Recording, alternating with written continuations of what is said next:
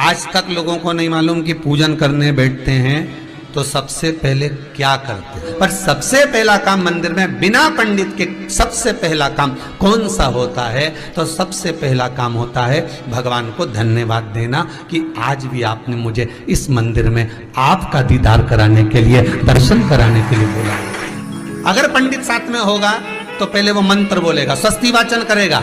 स्वस्ति वाचन करने में उसको अर्थात भगवान के लिए भी प्रसन्नता और आपके लिए भी प्रसन्नता। पर आपके पास कोई ब्राह्मण नहीं, आपको कोई स्तुति नहीं आती, आपको कोई मंत्र नहीं आता, आपको कोई साधना नहीं आती, आपको कोई तप नहीं आता, पर आप इतना तो कर सकते हो कि भगवान के मंदिर में जाकर उनको धन्यवाद दे सकते हो कि तेरी कृपा है जो मुझे चलकर यहां तक बुला लिया, 2 कदम चलाया, यहां तक बुलाया, ये तेरी कृपा है। और बड़ी कृपा करी जो डलिया भर के पूजन का सामान भी लाई, बड़ी कृपा करी जो दूध भरकर भी लाई, बड़ी कृपा करी जो कलश भरकर भी लाई।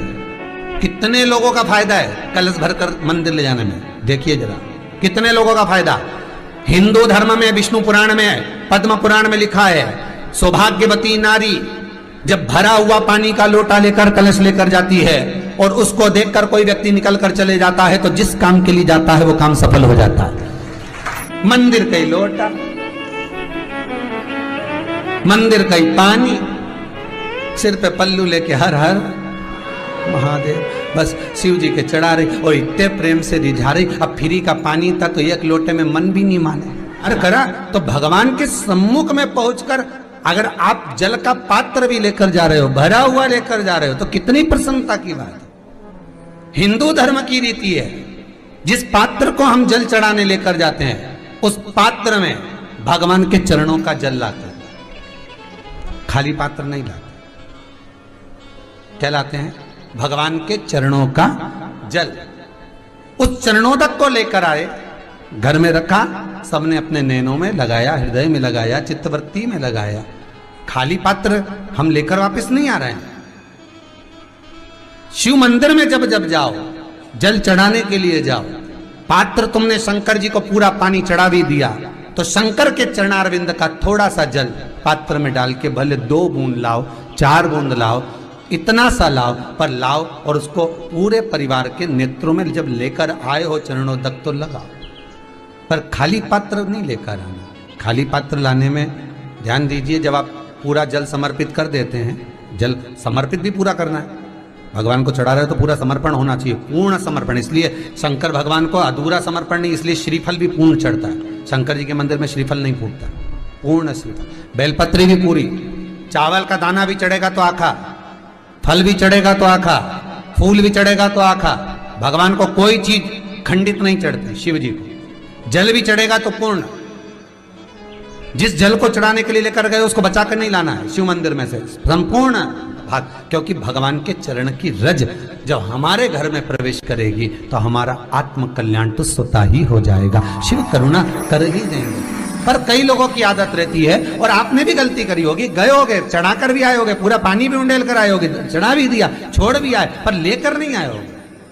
कई लोग गलती कर जाते हैं और फिर बाद में कहते हैं हम तो इतने साल से पूजन कर रहे हैं, भगवान हमारी सुन ही नहीं रिया। तो भगवान के मैं तो तैयार बैठा, पर तू नवा के चली जाए, लेके तो कहीं जाए।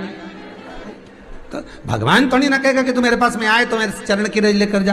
भगवान थोड़ी ना कहेगा कि मेरे पास में आकर तू ये लेकर जा।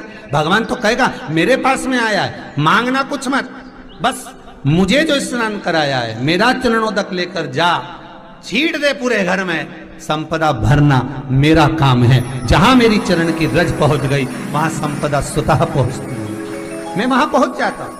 तो चरणों तक ले जा, पर लोग ले जाते हैं, पूजन करते, कलश भी उंडेलते, जल भी चढ़ाते, पर आते समय खाली लेकर आ जाते। भगवान को इतना बुरा लगता, मेरे दरवाजे से खाली जाए, मुझे कितना बुरा लगेगा। जो आए वो भर कर जाए, भले 2 बूंद लेकर आओ, पर उसमें चरणों तक थोड़ा सा लेकर अवश्य आए।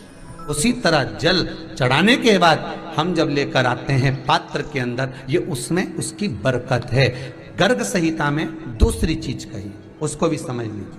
गर्ग संहिता में कहा गया, जब आप घर से जल लेकर जाते हो भरकर, तो ये सृष्टि की जितनी नदियां हैं, पृथ्वी पर जितनी नदियां विद्यमान हैं, जितने तालाब, जितने सरोवर, जितने कुंड, जितने विराजमान हैं, उन सारे तीर्थों का जल जब आप घर से लेकर निकलते हो तो वो तीर्थ का संपूर्ण जल आपके कलश में आ जाता है।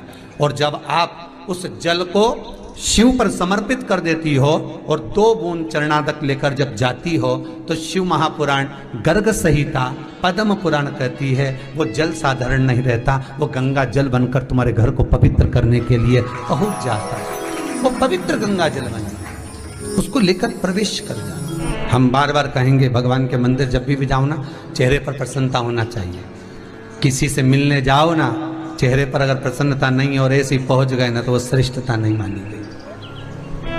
तुम्हारी बहन के घर जाओ, सती मैया जलकर भस्म क्यों हुई? माता सती के भस्म होने का कारण क्या था? सती को पिता पर जितना क्रोध आया उससे ज्यादा क्रोध सती माता को अपनी बहनों पर आया कि मेरी इतनी बहन, ये 60 की 60 बहन मेरे सामने खड़ी रही और मैं आई तो प्रेम से मुस्कुराई तक नहीं। आप किसी के यहाँ जाओ और कोई के यहाँ पहुंचे और जाते से ही आप उस पहुंचे और कहा जी जी राधे राधे, जय श्री कृष्णा, हर हर महादेव, श्री शिवाय नमस्तुभ्यम, ओम नमः शिवाय आपने बोला और उसके चेहरे पर प्रसन्नता नहीं आया तो ऐसे घर में जाने से कोई फायदा है क्या? और आप किसी के यहाँ जा रहे हो तो आपके चेहरे पर भी प्रसन्नता होना चाहिए, सामने वाले को तो हो, आपके भी चेहरे पर भी। मंदिर में जब जब जाएं, गुरु के दरवाजे पर जब जब जाएं, परमात्मा के चरणारविंद में जब जब जाएं, माता पिता के चरणों में जब जाएं, घर के बुजुर्गों के पास जब जाएं तो तुम्हारे चेहरे पर प्रसन्नता होना चाहिए। भगवान को भी लगे दुख भले है इसको पर चेहरे पर प्रसन्नता है, इसको अब दुख नहीं देना क्योंकि इतना मुस्कुराकर ये मेरे मंदिर में आती है।